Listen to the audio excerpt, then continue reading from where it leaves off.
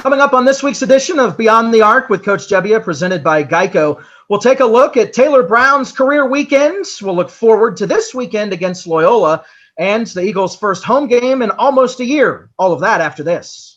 Broken windshield, take one. Hey guys, my windshield just got broken. I feel like I need to blow off some steam. Let's go. 1, 2, 3. Mr. Blanks, there's no need to be stressed. Geico makes it easy to file a claim online, on the app, or over the phone. Yeah, but what if I never hear back? That's gonna make me want to go, Jack. No, your Geico claims team is always there for you. That makes me want to celebrate with some fireworks. 5, 6, 7, go. Boom, boom, boom, boom, boom, boom, boom, boom, boom, boom, boom, boom. Yeah! Geico, great service without all the drama. And welcome into this week's edition of Beyond the Arc with Coach Gebbia. And let's jump right into it. You guys are finally able to play a home game after, 300 and some odd days, 323 days, I think it is. You guys are actually going to be able to play a game on the Bender Arena floor. How cool is that? Yeah, that's so cool. Let me tell you. So in film, we talked about it, just kind of announced the fact that we got the approval to play at home, and it was a huge celebration by the team. So I know that they're excited about it. They're tired of being on the road, but I mean, that's part of basketball. We hope that we get to make up some of those games towards the end of the year, maybe when things are on the line a little bit more. So yeah, we're happy. Trust me. They just want to be able to shoot in their own gym and not have to get up as early, to travel and stuff like that. So definitely excitement. And that it should be fun to be able to do that as well. So let's talk a little bit about last weekend's games, and in particular about Taylor Brown, who had a career weekend. She had her first double-double. That happened on Saturday, set a career in rebounds on Saturday with 10, and then her career in points on Sunday with 12. What did you see from her? But what's nice is that's the Taylor Brown I see in practice every day. And it's finally I feel like when you make that next step for you as an athlete, it feels like when you can play the game the way you practice, then you know that you're making strides. And I think that she's starting to do that. And that's where you're going to see more of that, I think, coming down this rest of the season as she gets comfortable in games and starting and taking that on that new role. Because right now she's our second leading scorer. We need her to be consistent. And it was really nice to see the consistency with points and rebounds both games. So I was really happy for Taylor. I feel like she's exuding confidence every day, and she's starting to pick up the pace a little bit, whether that's defensively, offensively. She knows where people are supposed to be, and she's starting to gain that synergy with the rest of the starters. Really happy about Taylor right now. And when you look at the fact of starting, she started a few games last year, but this year she's going to be a main starter for you guys. How big of a deal is that for her? It's huge. I think, we lost Katie Morenni from last year, who was scoring a lot of points, right? Fish is not in the lineup at the current moment. So, you need somebody to step up into that role. And she's so capable of doing it. And she can do it in a variety of ways. It's just not the fact that she's scoring around the basket. She has the 3-point shot that she can make. And I've seen her make that consistently in practice. She can put the ball on the floor a little bit. And obviously her post moves have been great. So we're just hoping that she continues down the line and maybe gets a little bit more attention by certain defenses. And if that happens, then she needs to make decisions after that. But let's just get to that. Let's get to that scoring again. And I'm going to be a happy coach and rebounding. Yeah.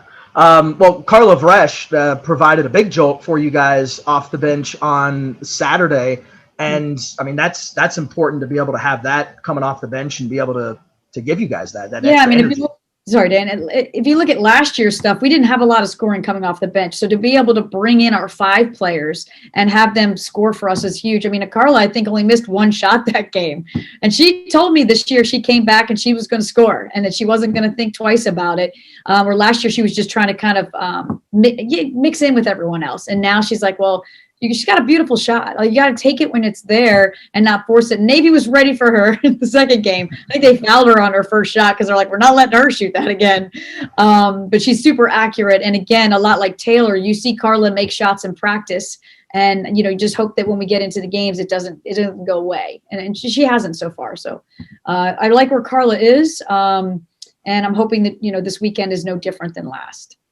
Now, Emily Johns, freshman, had a big game for you guys on Sunday, was perfect from the field, 5 for 5. Is that something that you're expecting to see from her consistently?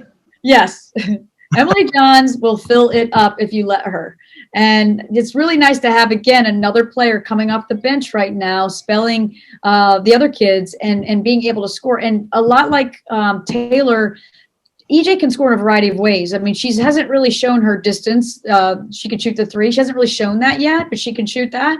She will put the ball on the floor, and she's got great hands, and she could finish with contact. And you could see that on Sunday when she was able to we were able to get the ball into her, and she was able to finish. And she also rebounds well. So it's kind of nice to be able to rely on our post players this year and not have to just be guard heavy on the scoring end.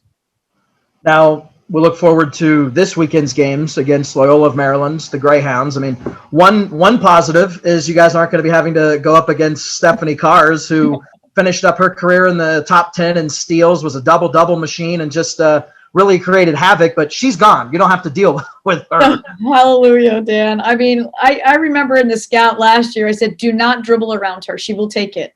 And they didn't listen. And they dribbled around her, and she took it almost every single time. I mean, she's just a special player, especially on the defensive end. And, you know, she got Defensive Player of the Year, I think, 2 years in a row because of it. I mean, she's just phenomenal at that. So, yeah, I'm not sad that she's not there. Trust me. But they're still a good team. They still have a lot of good players. They have some kids coming back that didn't play last year. So you just don't know what Loyola has in store for us. And they haven't played in a couple weeks, right? So I'm not really sure what to expect and who he's going to start and everything. But you have to respect everybody in this league, especially in our pod, because obviously we're trying to win our pod, and these games are crucial for us. And, I mean, the fact that they haven't played since, January 3rd, I mean, you're not getting much when you're glancing at film when you are going up against a team that hasn't played in a few weeks. Right, and they're playing Bucknell in those two games. So you probably play Bucknell a little bit differently than you play everyone else. And so I just don't know what to expect. I mean, sure, you get a couple things here and there from those films, but it's almost like going in blind a little bit. And I'm expecting a little bit more zone than we've seen so far. That's what he did last year. If I were him, I would probably do the same thing this year. So I'm expecting that. And just we got to see who steps up in that situation, because we've worked a ton on our zone offense start from day one of this year when we could start. So we're hoping that kind of flows a little bit better than it has in the past, and that we can get multiple people involved in our zone offense.